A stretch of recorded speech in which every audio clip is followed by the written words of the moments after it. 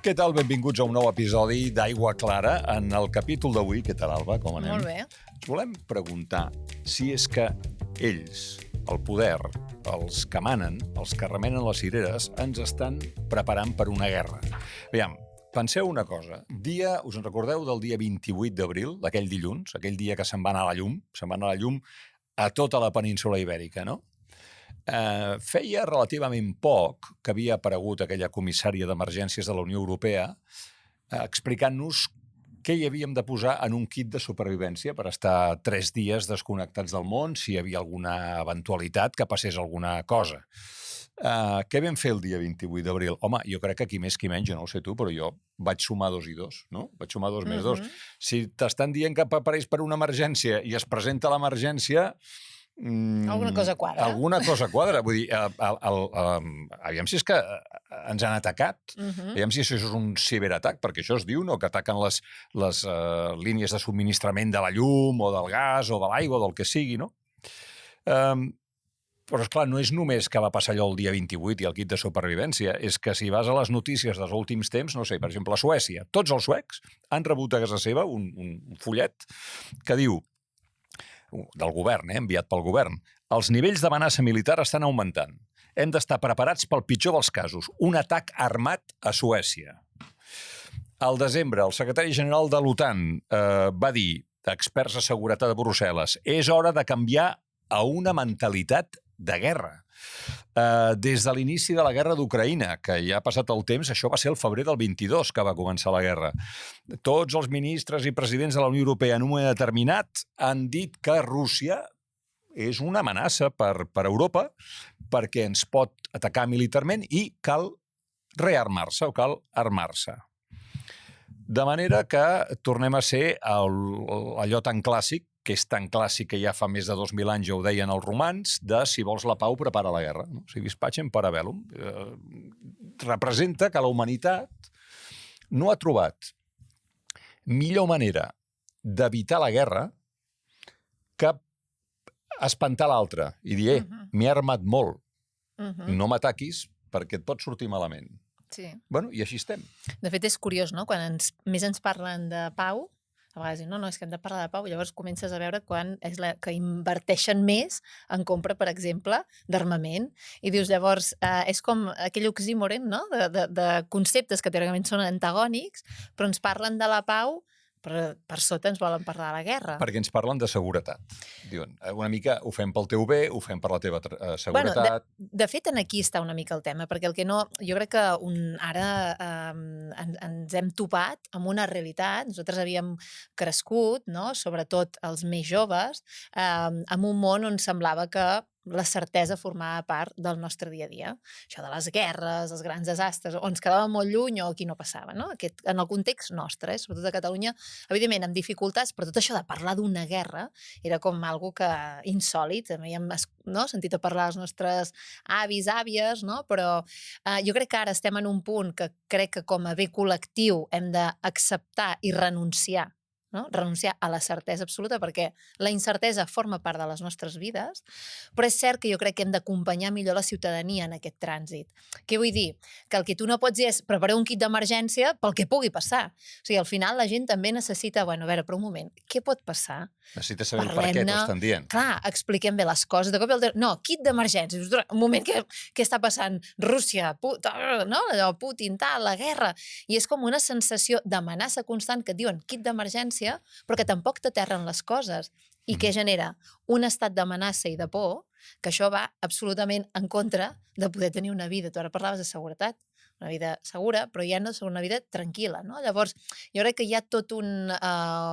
Està interessant generar aquesta sensació d'inseguretat per poder-nos enfocar el que pugui passar. De tota manera, anoto que hi ha una part positiva en això que dius, almenys, quan t'adverteixen de que hi ha una amenaça, t'estan recordant una cosa que a base de molts anys de pau i de benestar i de seguretat i de progrés material havíem oblidat, que és que la vida és incerta per naturalesa, no?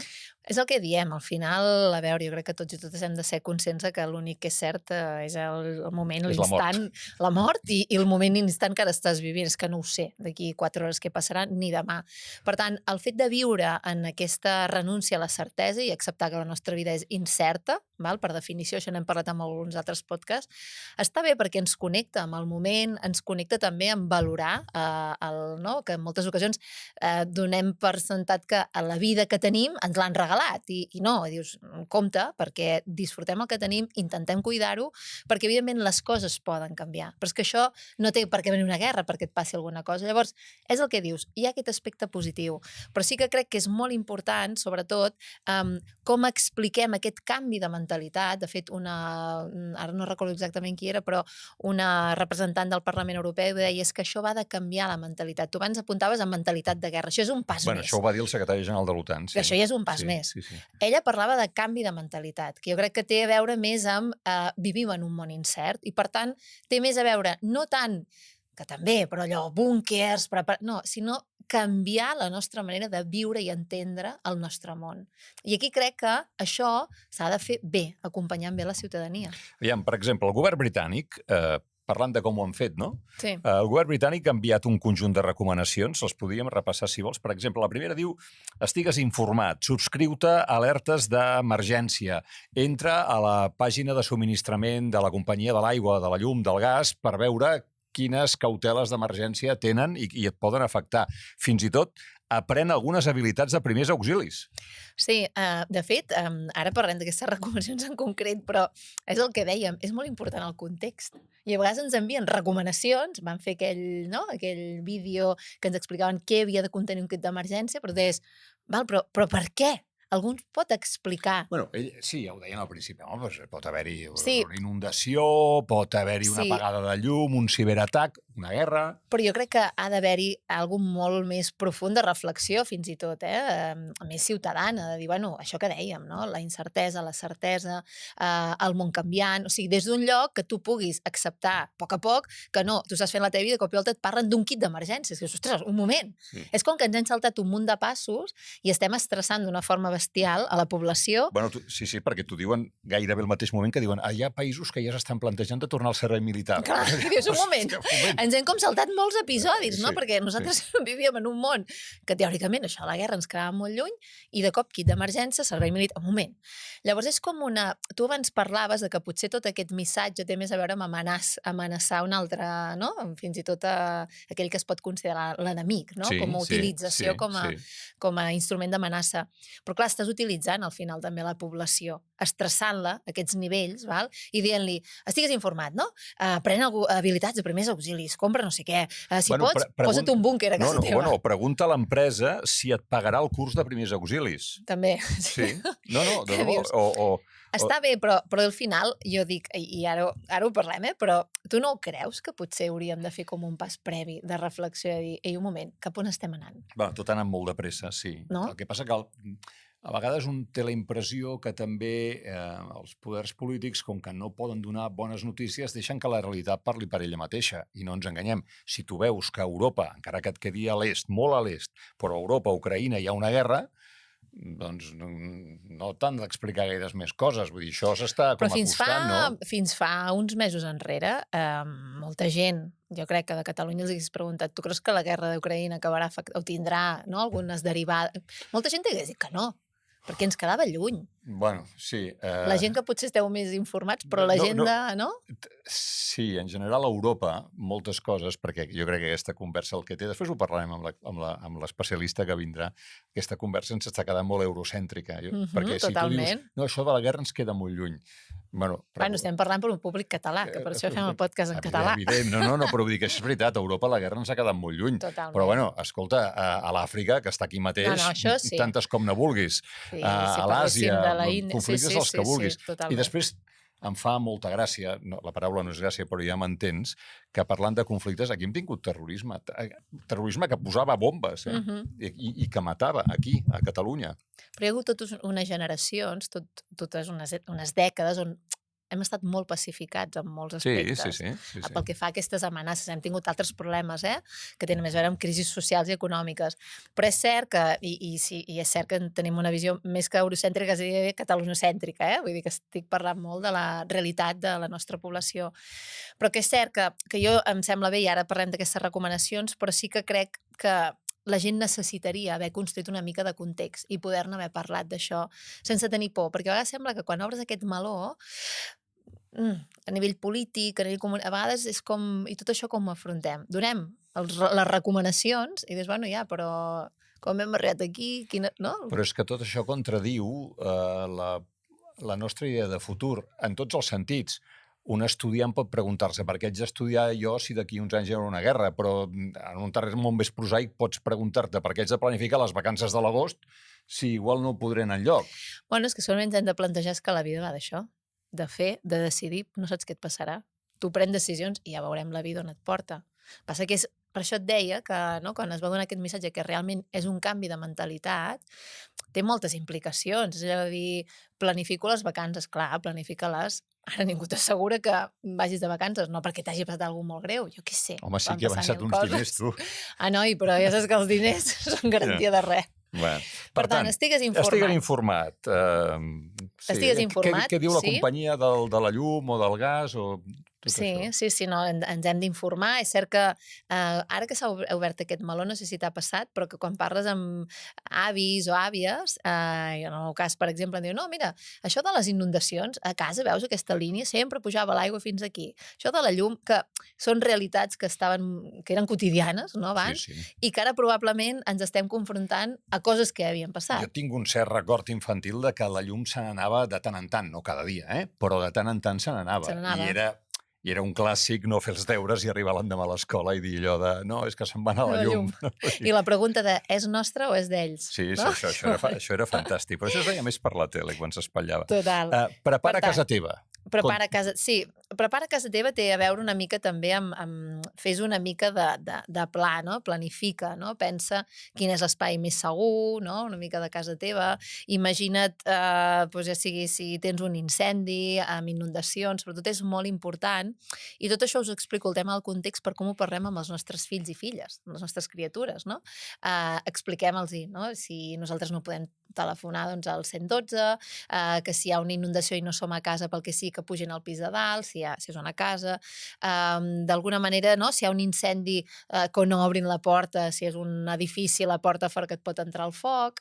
Llavors hi ha una sèrie de recomanacions que jo crec que està bé que les expliquem, però sense generar un estat d'alerta, no? Que al final els pugui portar a un lloc on viure constantment amb la por. I com es fa això, senyora psicòloga? Perquè, clar, a la canalla, a la que li obres un meló que dius tu, les preguntes són infinites i la més clara és, bueno, i això ens pot passar a nosaltres? Clar. O sigui, per què m'estàs explicant que vagi al pis de dalt, que si s'inunda el pis, que es pot inundar? Bueno, és que segurament, per això et dic que no té tant a veure únicament amb pot ser que ens vingui una inundació, una guerra, un incendi, sinó que hem de parlar d'alguna més, allò que dèiem, més bàsic, que és, a veure, en la nostra vida és com és, però ja saps que demà teòricament hem d'anar a escola, tal, però i que a vegades t'han passat coses, t'has posat malalt, hem tingut que anar a fer alguna visita i no has pogut anar a l'escola, hem sortit imprevistos. O aquell nen es va trencar el braç jugant al pati. O tenia santes tal. La incertesa forma part de la nostra vida. I, per tant, igual que has de saber si un dia la mama està atrapada a l'AP7, cosa habitual en el meu cas, i no puc arribar a recollir-te a l'escola, què pots fer? Perquè això és una situació d'incertesa i, per tant, vés aquí, parla, espera, no sé què, no? Què pots fer? Imagina't, que ara estem veient que hi ha inundacions, imagina't que passés a casa. Tu què faries?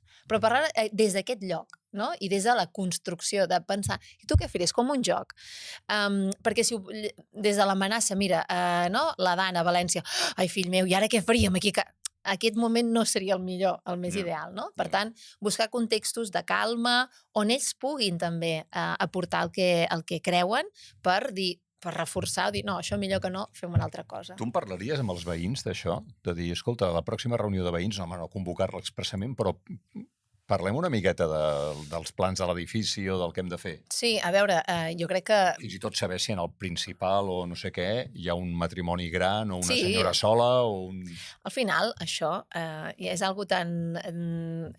Ara pensava, i de fet un dels capítols parlem, no?, de l'ètica de les cures, al final, en el fons, depèn de com ho enfoquem, és una forma de tenir-nos cura. Perquè tenir present que en una situació d'emergència, en el tercer segona, hi viu una parella de persones grans i que, per tant, com a comunitat han d'estar amatents al que els hi pugui passar, està molt bé, perquè reforça vincles, construeix col·lectivitat. Per tant, tot és des d'on s'enfoca. Si nosaltres ho enfoquem des de dir, ostres, estem en un moment que poden passar, és que no sé si parlaria d'una guerra, sinó de desastres o emergències o situacions imprevisibles. Com estem com a comunitat? Qui necessita què? Qui té disposició?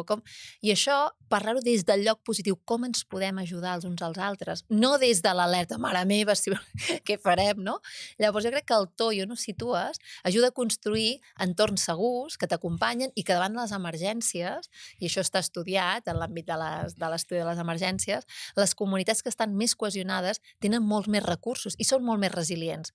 Les comunitats molt més individualistes i que deleguen molta d'aquesta gestió de l'emergència a les administracions, llavors ens trobem que els individus estan molt més sols i que no funcionen tan bé davant de les emergències. Per tant, jo crec que al final, com tota la vida, parlar d'això pot ser una oportunitat per sentir-nos més acompanyats i ser més eficaços i més eficients en aquest confrontar les situacions imprevisibles. Però aleshores tu creus que hem d'anar a comprar la navalla suïssa, les piles, la llinterna, l'aigua, la manta i totes aquestes coses?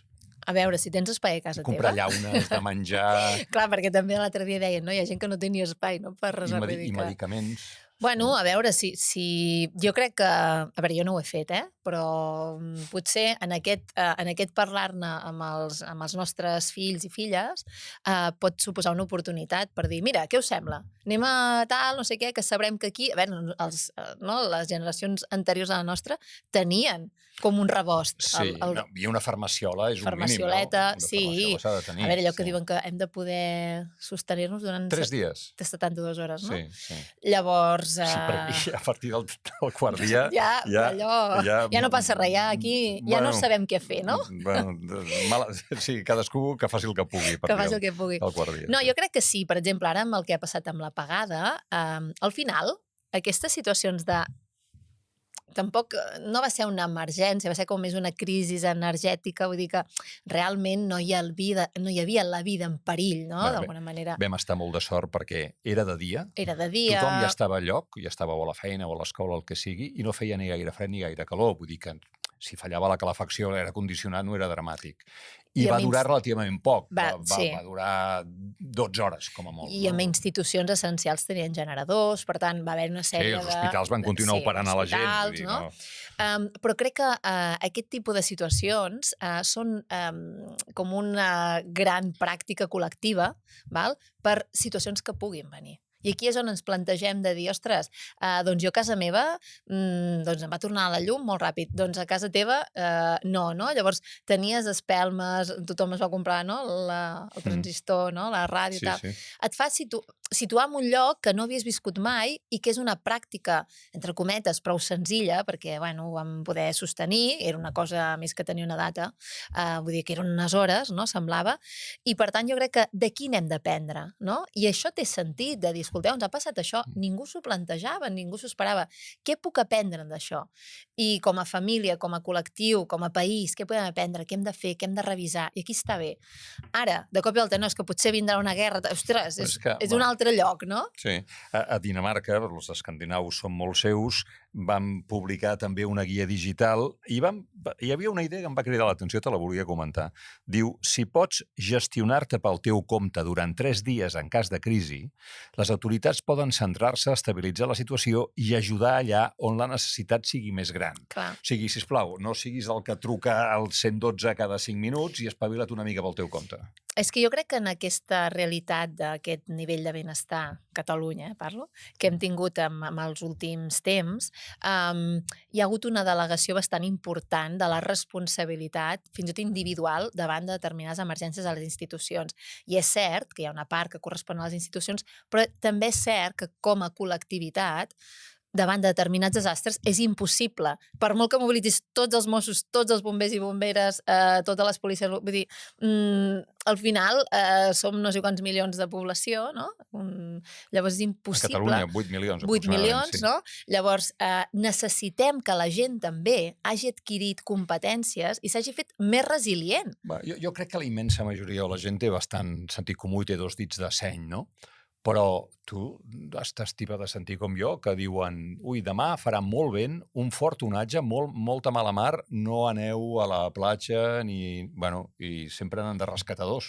Sí, però en general, com molt bé dius, la gent és com molt responsable i si no fessin cas n'haurien de rescatar centenars. Vull dir que realment és cert que la gent en fa cas, però això no és només fer cas a les recomanacions, és ser una part activa, en el sentit de dir, i crec que és molt interessant això que diuen Dinamarca, perquè és que crec que és així. Davant d'una situació d'un gran desastre, per exemple, una gran emergència, intenta fer tot allò que puguis, perquè segurament, si no és una situació molt dramàtica, quedaràs a la cua de moltes situacions que passaran. Hi haurà gent que no té mobilitat reduïda, llavors, persones grans, criatures que hagin quedat poder... No sé, 1000 històries, no?, que poden succeir. I crec que aquestes situacions ens ajuden a ser més resilients i a reflexionar sobre la renúncia a la certesa de la vida, perquè hem de viure amb la incertesa, no? Però a mi el que em molesta profundament és que s'utilitzi l'argument d'una possible guerra per generar aquesta por, segurament a l'adversari, i que utilitzi la població i que ens situï en aquest lloc, i que no es faci des d'un lloc positiu. Ja sé que és molt difícil, però crec que podríem potenciar la resiliència de la ciutadania des d'un lloc molt més, on ens sentíssim molt més acompanyats. Si no tens la sensació de dir, bueno, hi haurà una guerra i què m'estan dient? Que em faci un búnquer? En sèrio? Vull dir, entrevistem a gent, i ara seré una mica crítica, parlant d'aquest tema, perquè els ha augmentat molt la demanda de búnquers. De debò que això és el més important que ens hem de plantejar? No ens hauríem de plantejar què necessitem, com està a casa nostra, no sé... No, anem a parlar dels búnquers. Home, el del búnquer, problemes al govern no n'hi donarà, perquè aquell ja està... Sí, però clar, que al final dius, hòstia... Sí, però clar, el búnquer és pel que se'l pot pagar. Psicològicament hi ha alguna cosa més? Ho dic abans d'entrar en la conversa amb la nostra convidada d'avui. Hi ha algun altre element psicològic que creguis que s'ha de tocar? Jo crec que és important ocupar-nos, però no preocupar-nos en excés. Què vull dir? Que si estem aprenent que el món és canviant i que, per tant, hi ha situacions que estaria bé que tinguéssim allò que diu tenir-ho apamat una miqueta, ho podem fer, ho podem començar a gestionar, però no estar amb aquesta actitud de preocupar-nos de si vindrà una guerra, no? Per exemple, aquesta sensació que ens pot portar a una ansietat generalitzada... Bueno, a la paràlisi, clar, és que a la paràlisi... si et quedes només amb la idea que la vida és incerta per naturalesa, dius, bueno, doncs no sé què fer. Totalment, totalment. Llavors, aquí està molt bé que en puguem parlar, que d'alguna forma construïm aquestes xarxes, això que dèiem, de la gent que està a prop nostra, que ens coneguem, els nostres veïns i veïnes, estaria molt bé, que en parlem d'això i sobretot mantenir l'enfoc, allò que dèiem, en el present, no? Sí que hem de tenir com un pla de contingència mental, perquè això, per exemple, hi ha alguns autors que en parlen de l'heurística, davant d'una situació d'emergència, sempre ens diuen, feu les coses fàcils, no vulguis anar a coses molt complicades, no? Premisses molt fàcils, en les que ja tens experiència, quin és un espai segur, una ruta clara, no vulguis anar, no, ja aniré jo a buscar, tal... No, fem les coses fàcils en una situació d'emergència i, sobretot, intentem també preparar-nos d'alguna manera, això que dèiem, col·lectivament, però des de potser pot passar, però no em deixo portar per aquesta ansietat. Llavors, aquí estem construint resiliència i per mi aquest és el quid de la qüestió i crec que tal com s'està plantejant des de determinades organitzacions internacionals o amb els discursos d'uns governs i altres, en lloc de construir resiliència, construeixen un marc mental extremadament impregnat de por. Em sembla que ha quedat clar. O sigui, tu, abans del kit de supervivència, haguessin hagut de fer el kit de la resiliència. I mirin, home, jo crec que estaria molt bé. Això és el que nosaltres volem, no? Que Europa sigui un espai de seguretat i de progrés material i espiritual de la gent. Però com que la vida és incerta, tinguin present això, no? I parlem-ne i donem pautes en positiu, també, perquè jo crec que hi ha determinats discursos, ostres, que hi ha molta gent que els està patint, Bueno, però hi ha discursos també que fan guanyar vots i fan guanyar diners. I fan guanyar diners. Aquest és el problema. Que ara en parlarem amb la nostra experta, a que li preguntarem directament si és que ens estan preparant per una guerra. És fantàstic poder comptar en aquest episodi d'Aigua Clara amb una especialista que farà honor, sens dubte, al nom del podcast, perquè ens pot aclarir molts conceptes. És periodista, és investigadora del CIDOB, és especialista en la Unió Europea i té un peu materialment cada mes a Brussel·les, a la capital comunitària. És la Carme Colomina. Gràcies, Carme, per venir. Hola, moltes gràcies per convidar-me. Escolta'm, va, la primera pregunta directament, la del podcast. Ens estan preparant per una guerra? Ens estan preparant, i estic molt en la línia del que dèieu fins ara, ens estan preparant per un món més insegur, un món amb menys regles, un món amb menys certeses, un món on ens han caigut els aliats tradicionals, on ens sentim vulnerables i on no sabem on agafar-nos, i sobretot des d'un punt de vista europeu, ja que dèieu que ens estava quedant un programa una mica eurocèntric, clar, és aquesta Europa que ens està preparant per un món on ni ella mateixa sap quin lloc ocupa ara, no? Perquè el món que havia construït d'això, del multilateralisme, no? De la governança compartida, de cedir sobirania, i es troba que el seu aliat tradicional creu que compartir sobirania et fa feble i que no mereixes, no? Que se't tracti de tu a tu, com un poder de veritat, que té una guerra sagnant a l'est, una altra al sud, i que se sent vulnerable des de dins. Jo crec que aquesta és l'Europa que ens intenta dir que ens hem de preparar. Ara podem discutir si ho fa amb més o menys èxit. Ara en parlarem, però d'aquesta incertesa, la guerra quina part seria? Vull dir, perquè abans em sembla que ho comentàvem, no? El secretari general de l'OTAN, hem de canviar una mentalitat de guerra. Els països bàltics, els països escandinaus parlen obertament de Rússia, d'una guerra amb Rússia. Però realment, fins a quin punt estem amenaçats per Rússia, militarment per Rússia? Clar, aquest és un altre dels dilemes interns de la Unió Europea, que és que depèn on ho preguntis. Si jo tinc aquesta conversa, com em va passar fa menys d'un any, amb uns col·legues de les repúbliques bàltiques, que a mi mateixa em va sorprendre el seu raonament de dir... un funcionari europeu, mira, ens hem comprat un terrenet amb la meva dona, volíem edificar-nos una casa de vacances, però no ho farem perquè ara no és el moment. I una altra, una experta, no? També d'una república bàltica de Lituània, deia, nosaltres ara volíem crear una empresa amb la meva sòcia, però no ho farem perquè qui vindrà a invertir ara amb el nivell d'inestabilitat i no tenim cap certesa d'aquí 5 anys no estiguem en guerra. I a mi aquest raonament em semblava, clar, vist des d'aquí, política ficció. Clar. I aquest és un dels problemes. Quan es parla d'aquesta percepció del risc, des del principi, això hi ha una divisió, una línia divisòria molt profunda a la Unió Europea. No? Aquesta sensació de si Rússia és una amenaça o no ho és. Doncs precisem encara més. És una amenaça realment pels països bàltics? És a dir, hi ha plans d'algú que pensi que Rússia vol reproduir a Estònia, Letònia, Lituània o a Finlàndia el mateix que ha fet a Ucraïna? Mira, una altra de les coses que hem après precisament en aquests últims anys i sobretot acceleradament arran de la invasió russa d'Ucraïna és què vol dir seguretat avui en dia. Rússia és una amenaça?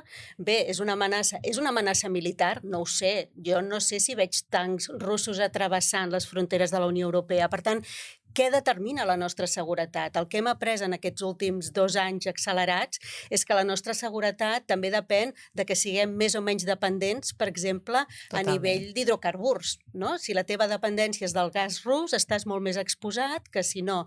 També et fa molt més dependent, per exemple, si tu et pensaves que la teva seguretat estava garantida perquè has tingut els Estats Units des del final de la Segona Guerra Mundial, que ha dit a on cal anar a solucionar els problemes, i això ara et falla, doncs una altra vegada et sents més vulnerable. Què vol dir seguretat? I el que està fent la Unió Europea també a marxes forçades és intentar definir com ser més resilient, una altra de les paraules que estan sortint avui. I la resiliència ve per molts aspectes. Ve per diversificar aliats, per diversificar seguretat, no només militar, sinó de molts tipus. Ara bé, aquesta idea d'aquesta cursa armamentística que hi ha en marxa a la Unió Europea, que és la gran pregunta, no?, que a nosaltres a vegades ens costa entendre. I a més, sobretot, el per què ha passat. No? La meva sensació és que això, no sé si hem tingut temps de portar tota l'opinió pública amb nosaltres en aquesta evolució. Això és el primer.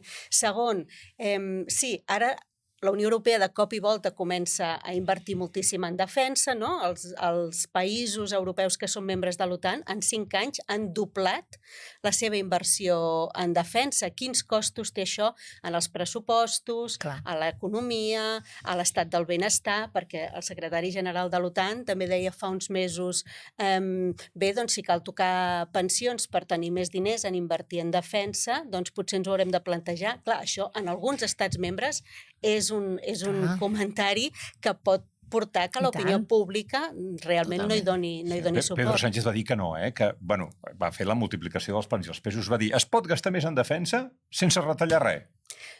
Aquest és un altre gran debat europeu, com es gastarà o d'on sortiran els diners, perquè de fet hi ha països, Alemanya és la primera que ara de cop i volta, aquesta Alemanya que va collar a tothom durant la crisi, ara diu que els estats es poden endeutar. Em vull endeutar jo ara també. Es poden endeutar per comprar armes i en canvi Pedro Sánchez diu no cal que ens endeutem, que ja sabem on va portar això. Li puc fer un parell de preguntes de geopolítica a l'especialista? Sí, jo llavors jo m'apunto les que et faré després. D'acord.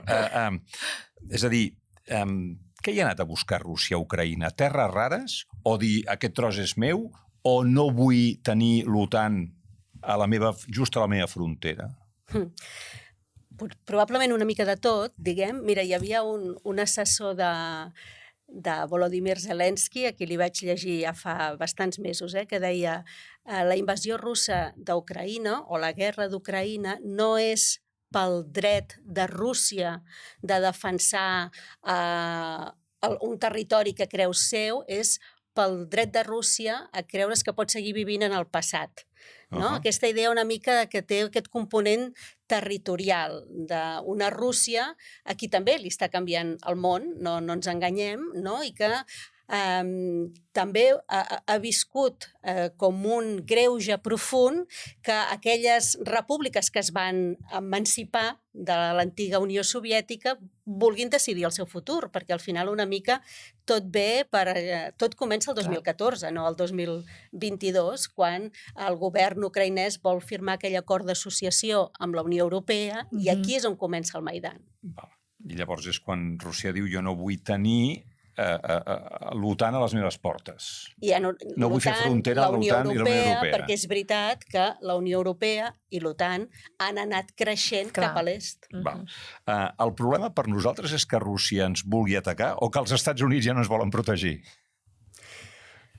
Una altra vegada probablement depèn a qui li preguntis, però crec que la sensació de vulnerabilitat primera ve per la invasió russa d'Ucraïna, però el desconcert general ve pel retorn de Donald Trump a la Casa Blanca. Aquesta és la grossa. Jo crec que això és el que fa sentir encara molt més insegur, molt més vulnerable aquesta Unió Europea. I, de fet, això també és un canvi molt profund dins de la Unió Europea, no? Perquè clar, nosaltres sempre parlem de la Unió Europea com un tot, però no és un tot, no és un estat. No se li pot dir, és que no tens una veu clara, no, perquè són 27, no? I aquest és el problema. Llavors, la Unió Europea sempre ha tingut divisions internes i Rússia sempre ha estat un element divisiu dins de la Unió Europea, no? Quina relació s'ha de tenir amb Rússia igual que la Xina? No?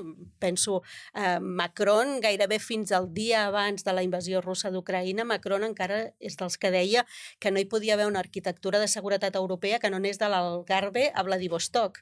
Ara, clar, està en la línia dura de la defensa europea, no? Però en aquell moment era això. La Xina és exactament igual. Hi ha una divisió interna entre estats membres que diuen doncs ens hem d'acostar més a la Xina en aquesta diversificació d'aliances i els que diuen que no. Però la novetat és que ara els Estats Units també és un element divisiu dins de la Unió Europea i això no havia passat de la manera que està passant en aquests moments.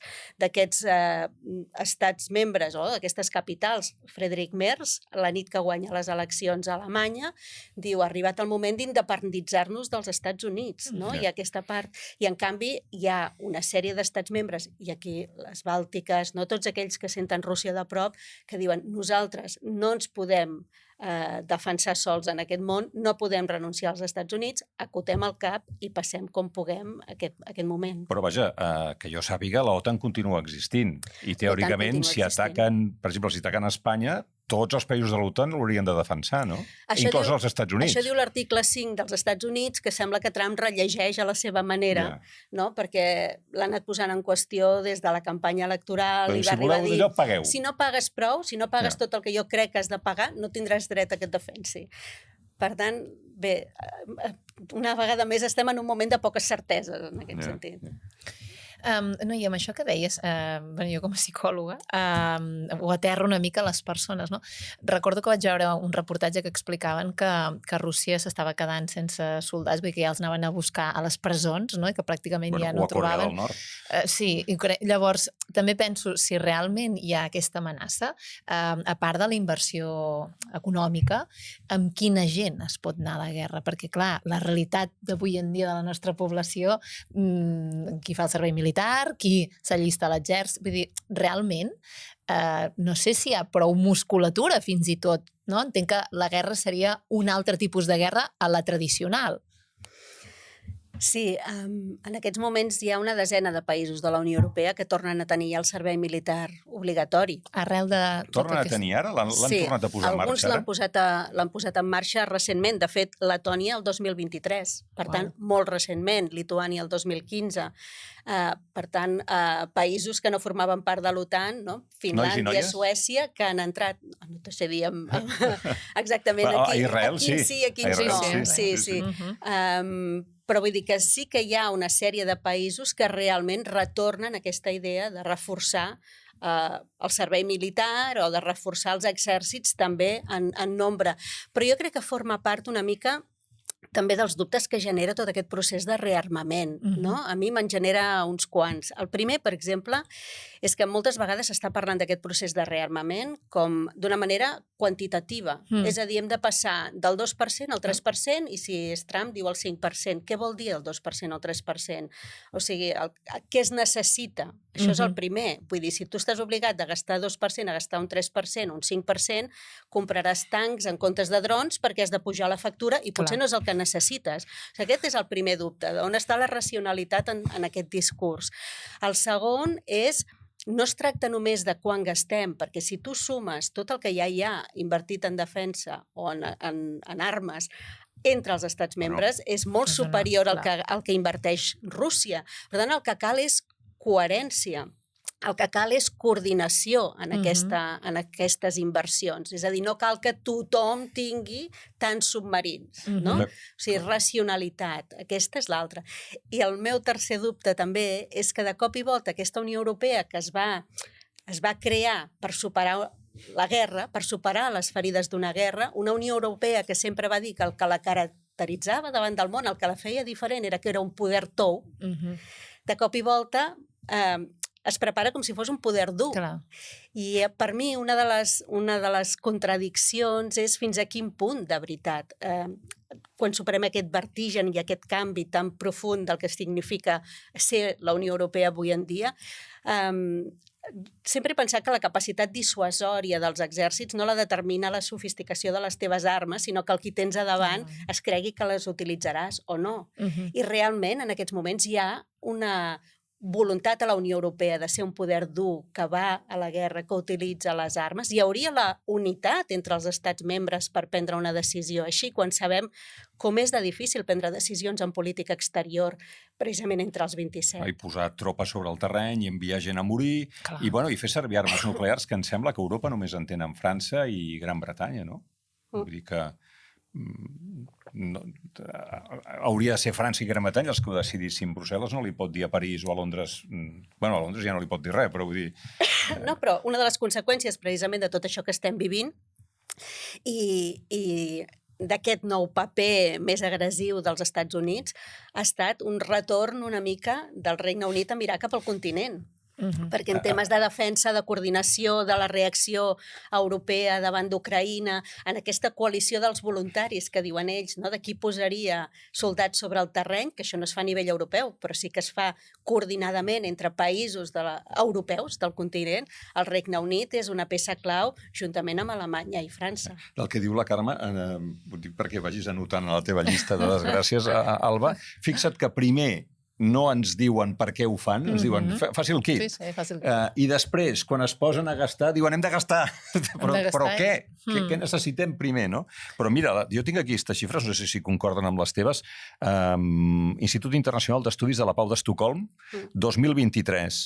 Primera posició de despesa militar mundial. Estats Units, 916.000 milions de dòlars, dalt de tot. I, bueno, el segon han gastat 374.000, o sigui, dues vegades menys. I tot i així els americans no se senten segurs. És Europa.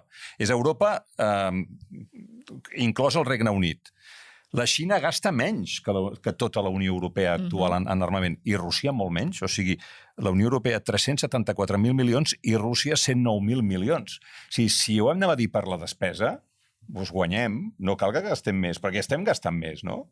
Sí, no, per això et deia que ja hi ha una inversió molt important en defensa en aquests moments, i després això crec que també lliga, i el CIPRI també ho diu moltes vegades en el seu informe, això lliga alhora, aquest procés de rearmament està passant en un moment on els tractats, on les regles de joc que ens havíem o que havíem construït en aquests últims anys, en aquestes últimes dècades, per posar ordre a tota aquesta inversió en armes, estan sent qüestionats. És a dir, que no només estem gastant més, sinó que creiem menys en aquells tractats firmats.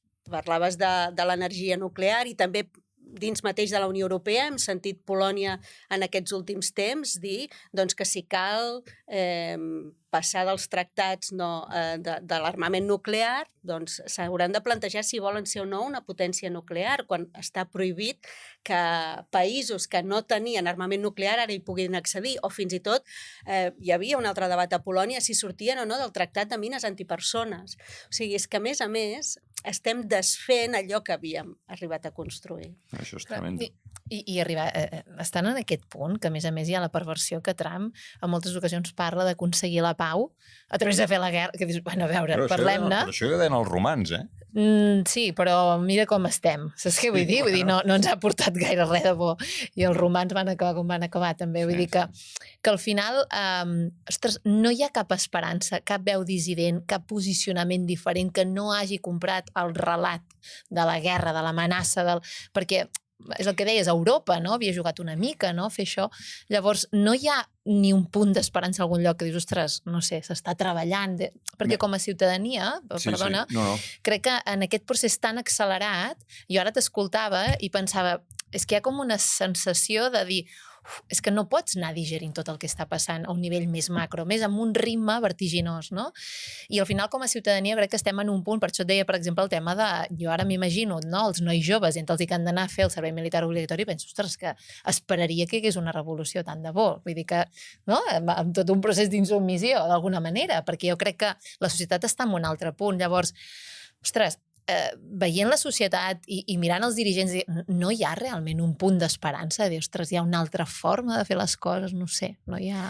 El que passa és que aquesta sensació i aquest vertigen, això sí que és molt eurocèntric. És a dir, que quan un parla de tots aquests canvis, del que suposa la guerra a Ucraïna, la gent del sud global, Amèrica Llatina, la seva visió és molt llunyana, és totalment oposada, és molt diferent. Per ells això no és un canvi global. El canvi global és tot el que està passant al continent sud, tot el que està passant de com les cadenes de valor, les xarxes globals de comerç s'estan traslladant al sud global, com hi ha nous actors, ja no només aquella Unió Europea o aquells Estats Units en retirada, qui està omplint tots aquests espais, el nou paper de la Xina, clarament, Amèrica Llatina, que ha passat per davant dels Estats Units i de la Unió Europea, el nou paper de l'Índia, del Brasil, és a dir, que hi ha tot un món amb altres actors que també estan amb les seves pròpies agendes, ocupant els seus espais, construint les seves pròpies aliances, i això és part d'aquest canvi que també influeix en aquesta sensació d'estar descol·locats d'aquells que havien tingut el poder hegemònic del món. Que, per tant, en certa forma, una bona part del món li diu a Europa, tu ara tens por perquè perdràs privilegis. Però el món és així d'injust, què vols que et digui? Mira, fa ben poques setmanes vam organitzar, era un acte públic al CIDOB sobre la guerra d'Ucraïna vista des del sud global, no? I teníem representants d'Amèrica Llatina, un representant d'un think tank sud-africà, i se'ls pregunta, clar, què vol dir això? I un representant d'un centre de pensament xinès, se'ls pregunta, clar, què ha de fer aquesta Unió Europea, que ell era un poder basat en regles, quan veu que ara al món aquestes regles ja no valen. I el que hi havia de Sud-àfrica diu, bé, jo quan miro la Unió Europea no veig només un poder basat en regles, això és el que diu la Unió Europea que és. Jo veig el neocolonialisme, l'herència que ens ha deixat també a Europa el continent africà, que estan com tothom buscant els seus, i buscant els seus propis recursos. Al final també tothom té una agenda extractiva al continent africà i Europa també la té. Vull dir que Europa és moltes més coses que allò que ella s'explica ella mateixa. I aquí també una altra vegada aquest desconcert europeu, perquè aquesta autopercepció sobre la qual s'havia construït què era la Unió Europea també està qüestionat. A més, aquí teníem una narrativa que Europa eren els drets, la llibertat, la democràcia, etc. Que els drets, la llibertat, la democràcia estan qüestionades des de dins de la Unió Europea, no des de fora. Des de dins? Per tots els canvis polítics, no? Ara tenim governs a la Unió Europea que qüestionen drets que creiem fonamentals i completament acceptats per tots. Per anar acabant, l'episodi concret de la comissària europea de preparació i gestió de crisis i igualtat, que es diu així, Hadja Lahbib, que va sortir fent aquell vídeo amb una bossa tota així de moda, no? I va començar a treure coses i va dir, el diner és en efectiu i una llinterna i una mica d'aigua i no sé què. Això com va anar? Se'ls en va anar a la olla o què va ser això? També depèn a qui ho preguntis, probablement, però jo crec que va intentar fer un vídeo simpàtic sobre com preparar-se pensant en els joves, perquè era un vídeo pensat per TikTok, per tant ja va una sèrie de públics, però sí, quedava completament descontextualitzat per bona part de la Unió Europea. O com a mínim per aquesta Unió Europea del sud d'Europa, perquè també t'he de dir que després d'aquest vídeo, que aquí va ser força criticat als mitjans de comunicació perquè no s'entenia d'on sortia, jo aquella setmana tenia classe a Bèlgica, on faig classe a la universitat, i precisament vam estar parlant, i vaig estar parlant amb gent de les institucions sobre aquest vídeo, i la Comissió Europea té com un servei de monitoratge del que surten els estats membres sobre allò que publica la comissió, i havíem fet un estudi de com s'havia vist aquest vídeo a la Unió Europea, i només havia estat un problema a Espanya i Itàlia. Per frívol o per alarmista? Sí, per aquesta idea de que era frívol. A la resta d'Europa no havia xocat aquest vídeo, no havia xocat. I discutint-ho amb alumnes meus, un alumne dels Països Baixos em deia que li havia generat ansietat, no la frivolitat, sinó aquest recordatori de la vulnerabilitat i de l'amenaça, perquè ells estan molt conscienciats als Països Baixos. I per mi també va ser un aprenentatge personal en el sentit de com és important el punt de vista i la dificultat mateixa per construir relat que té la Unió Europea o institucionalment quan parles a gent tan diferent, amb percepcions tan diferents. Però tu saps si ella o el seu equip ho han vist com un èxit de comunicació, perquè realment n'hem parlat tots. Jo crec que internament algú em va dir allò de rècord que potser sí que se'ls hi havia anat la mà. Ja m'ho semblava. No sé si ens estem deixant alguna cosa més. No ho sé, la veritat és que se'ns obren tants interrogants. Sí, perdona. Aquí qui està fent negoci? Això que tu volies saber des del principi. Sí. A veure, qui està fent negoci clarament són les indústries armamentístiques i durant molt de temps, aquests últims temps, sobretot han estat les indústries nord-americanes, és a dir, que la pressió per augmentar la despesa en defensa sobretot ha beneficiat a la indústria armamentística dels Estats Units i això ara està en un procés de canvi perquè comença a haver pressió de les indústries d'aquí, especialment de França, per posar ara com a condició que si es compra s'ha de comprar europeu. Sí, però el gran benefici són les grans empreses i a veure, quan grates una mica, el primer gran informe que fa la Comissió Europea a partir d'un grup d'experts sobre què s'ha de fer per estar preparats, el grup d'experts el formaven part les grans indústries d'armament de la Unió Europea, el lobby de l'Associació d'Indústries de Defensa... Que pot sortir malament, no? Sí. Mira, jo venc armes, tenim un problema. I si compréssim més armes? És més o menys això, no? Però ara que tenim clar qui se'n beneficia, o sigui, posa'ns algun punt d'esperança o de llum, o digue'ns que hi ha algú, o sigui, podem confiar en alguna cosa, Carme? ¿Hay alguien al otro lado que diuen? Podem confiar en algú, no sé. Com ho podem fer, això? Home, mira, malgrat tot això que hem dit que la Unió Europea podria fer millor, jo crec que en aquest món insegur o vulnerable, perquè hi ha una cosa que és real i tots els estudis ho demostren, i és com la conflictivitat a nivell global ha augmentat. O sigui, en els últims 3 anys estem a un nivell de conflictes equivalent al que hi havia després del 1945, a l'èpoques de la Segona Guerra Mundial. Vull dir que realment estem en un món més conflictiu i un món amb menys certeses o amb menys salvaguardes, amb menys control, no? Amb menys respecte per la legalitat internacional. Doncs bé, en aquest món estem més ben acompanyats a 27, malgrat que amb aquests 27 siguem molt conscients de que som diferents, de que la nostra percepció de risc és diferent, de que ens porten a vegades a llocs on no arribaríem nosaltres, però sí que és un món on precisament tenir aliats, no? Tenir gent amb qui dius, no, si passa alguna cosa, aquests estaran amb mi, ens fa més forts, no ens fa més... Jo crec que no ens fa més febles. Ja. Bueno, Suïssa sempre ha anat sol i no li ha anat malament, no? Bueno, on està Suïssa en el mapa? Allà al mig. Sí, vols dir que... Clar, no sé. Depèn de com la podem comptar, no? Clar. Depèn del que passés. Exacte. O sigui que tu creus que val la pena, malgrat tot, estem més ben acompanyats. No és allò de més val estar sol que mal acompanyat. No, estem ben acompanyats. Jo crec que sí. Sí, però per moltes coses, no només per a nivell... precisament perquè en aquest moment que estem vivint aquests canvis tan profuns, per exemple, no? Parlàvem de com ha canviat el concepte de seguretat, però com ha canviat el concepte de poder. Qui té el poder, no?